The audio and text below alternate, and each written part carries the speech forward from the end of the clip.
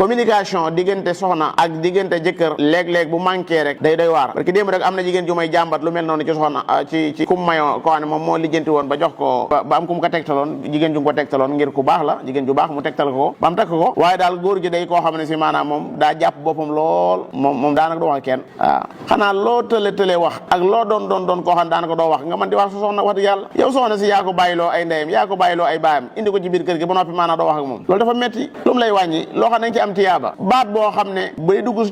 ci sa xolu soxna yàlla bindal la ca tiyaaba al kalimatu tayyiba mu nekk sadaqa ba ci ngeen bokk ak lekk sax nga tibb ab tibb di ko sexal du ma la bàyyi ngay tibb man maa lay tibbal dégg nga loolu lépp ci buntu wa ashiruhunna bil ma'ruf la bokk wala yéen ngeen yaakaar ne loolu suñ ko defee mën naa am sama doom yi comme ñu ngi jël dabli danañ naan xool sama bàyyi ni muy def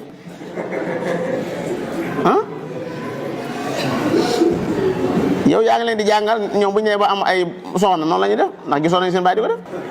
dagan na di lu daganut kay man laay bañ waaye lu dagan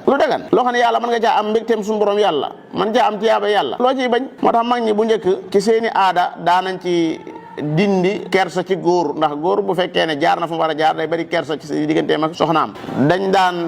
jël lu ñu yan jigéen ja mu nekk ci ëtt bi di wax nijaay kaay yenni ma xam nga loolu boo ko waxee góor goo xam ne si ma xamul sax mbirum jigéen day soog a takk nii rek day xaw a diis tuuti pour ñëw di jub fekk li ñu jublu rek moom mooy sa diggante moom ak miinante am fi nga xam daanaka li ci gën a bëri boo ñëwee boo ko yenn sax dala koy far tur benn yoon wala ñu daal di jël lu mel ne ndaa nga bokk moom nga dugal ci sab tànk mu dugal ci ab tànkam yëpp buntu boobu lañ jublu woon amoon na ay aada yoo xam ne nañ ci jublu woon am njàngale